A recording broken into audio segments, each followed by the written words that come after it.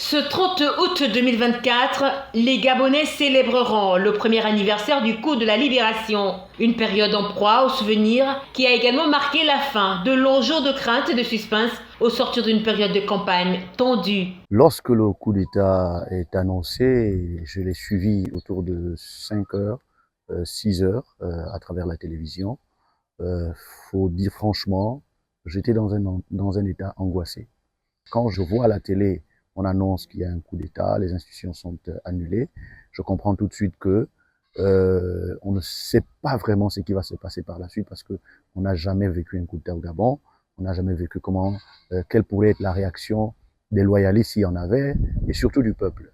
Donc c'était un climat d'incertitude. Après, en tant qu'homme de Dieu, nous étions en prière pour qu'il y ait moins de casse possible. À l'heure où certains dressent le bilan de cette première année de la transition et dont le plus grand nombre dit être satisfait alors que d'autres pensent le contraire, pour Alphonse Kimba, serviteur de Dieu, il est trop tôt pour le faire.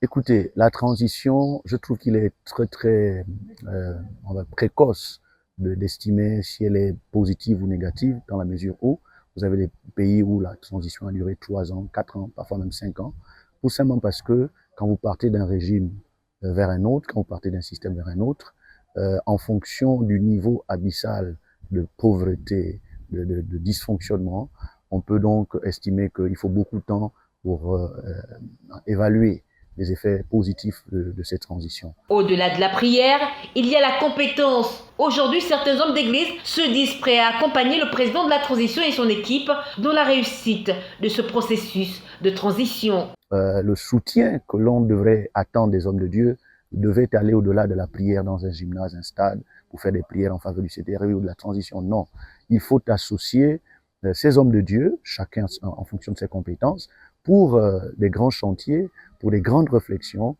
pour des suggestions. Je pense qu'un homme de Dieu n'est pas un homme apatride. Il est un citoyen qui a une formation de base. Les Gabonais attendent voir le 30 août pour vivre avec faste les activités relatives à cette célébration. Il s'agit notamment de la parade militaire, l'inauguration de la Stèle de la Libération, le concert et bien d'autres.